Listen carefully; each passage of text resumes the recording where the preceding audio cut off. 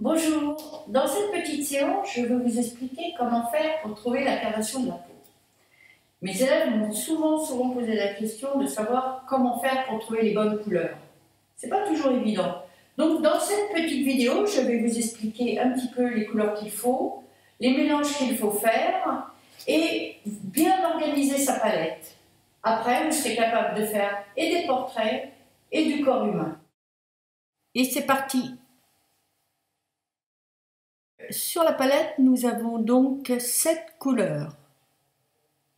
Vous avez du noir d'ivoire, du blanc de titane, de la terre d'ombre brûlée, de la terre de sienne brûlée, de l'ocre jaune, du cramoisi d'alizarine ou de la laque de Garance et du bleu outre-mer.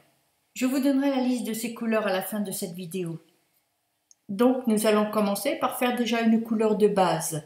Donc ce sera une carnation de peau au début moyenne, de couleur moyenne, ni trop clair ni trop foncé. Je prends donc de l'ocre jaune, un peu de terre de sienne brûlée, à peu près la même quantité que l'ocre jaune, et un tout petit peu de cramoisi d'alizarine. Il faut faire attention parce que ça colore très vite.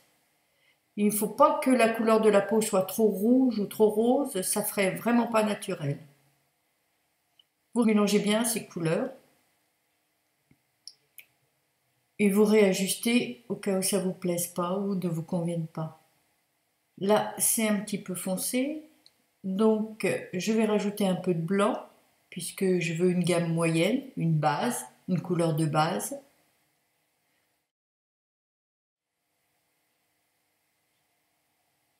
La couleur commence à venir. Encore un petit peu de blanc. Et c'est de cette couleur que je vais faire tous mes dégradés. Je crois qu'on est pas mal.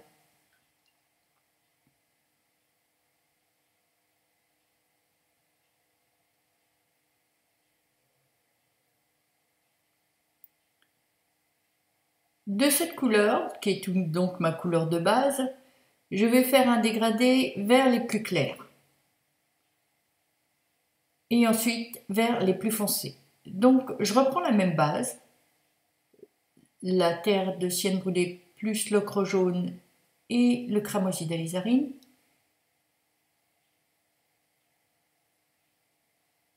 Je mélange bien les couleurs. Et là, je vais rajouter plus de blanc.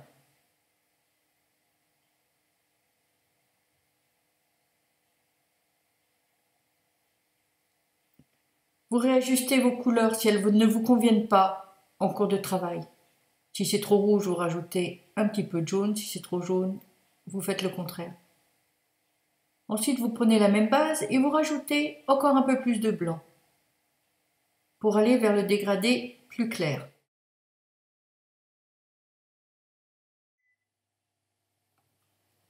Maintenant, nous allons aller vers les plus foncés. Donc, je vais prendre toujours cet ocre jaune, quoique je vais prendre la base que j'ai faite. Voilà, je prends la base que j'ai faite, je rajoute de la terre d'ombre, cette fois-ci.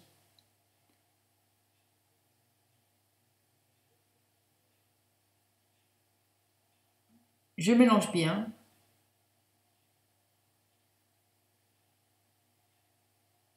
Et une toute petite pointe de cramoisi, d'alizarine, pour donner un petit peu le rosé de la peau, mais très peu. Je vais maintenant dans le plus foncé encore.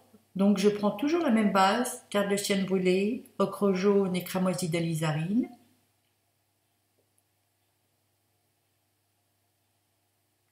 Et de la terre d'ombre brûlée.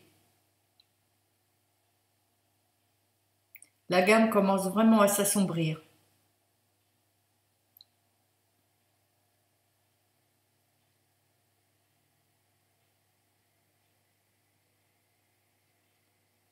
Je prends cette base également, foncée, et je vais rajouter du bleu outre-mer pour aller vraiment dans le foncé.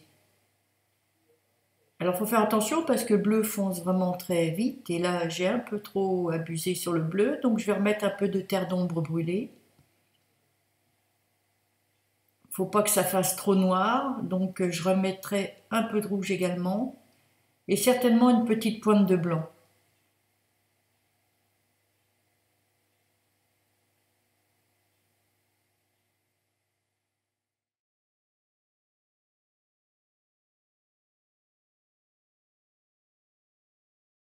Un petit peu au fur et à mesure qu'on trouve les couleurs. Voilà, maintenant nous avons donc 6 couleurs, du plus foncé au plus clair. Ce qui nous fait déjà un beau panel.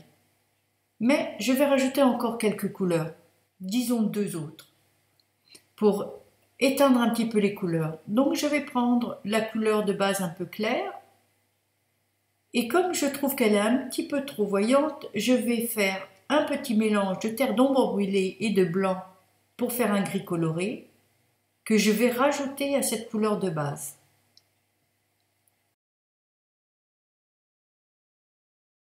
Ça m'éteint un petit peu la couleur et ça va me permettre de faire des ombres dans le clair, c'est-à-dire en fait que ce sera une ombre claire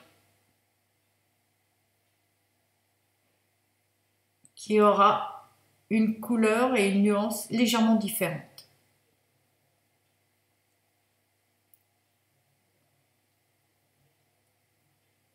Vous pouvez également procéder d'une manière un peu différente en faisant un gris avec le noir d'ivoire et le blanc de titane. Et avec cette même base à l'origine, la mélanger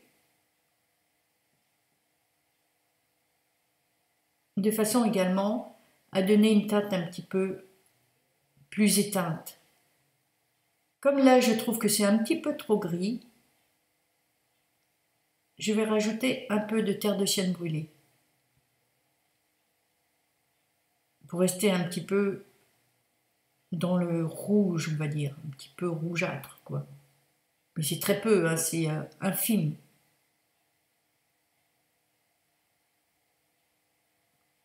Et pareil, ça me fera une ombre dans les parties claires, donc une ombre claire, complètement différente. Cette ombre-là sera froide, ça sera une couleur froide, tandis que l'autre est une couleur chaude.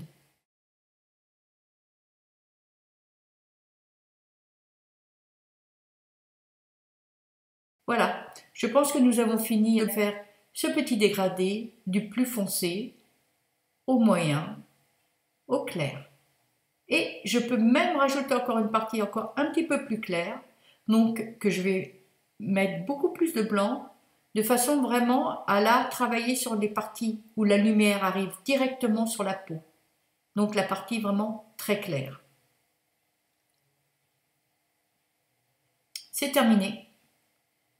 Vous avez un beau nuancier de couleur de carnation de peau. Alors je vous conseille de le faire et de le préparer au départ, toutes ces nuances, ces 6 ou 8 nuances, de les préparer pendant tout le temps de votre travail. Car ça va être compliqué si vous devez les refaire au fur et à mesure, vous ne retomberez jamais sur les mêmes couleurs ni les mêmes tonalités. Donc préparez bien votre palette au début et mettez bien les foncés et les clairs d'un côté.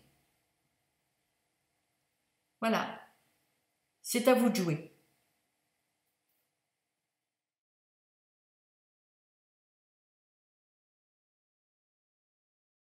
Voilà, maintenant vous avez les bases sur les couleurs pour faire un portrait ou un corps humain.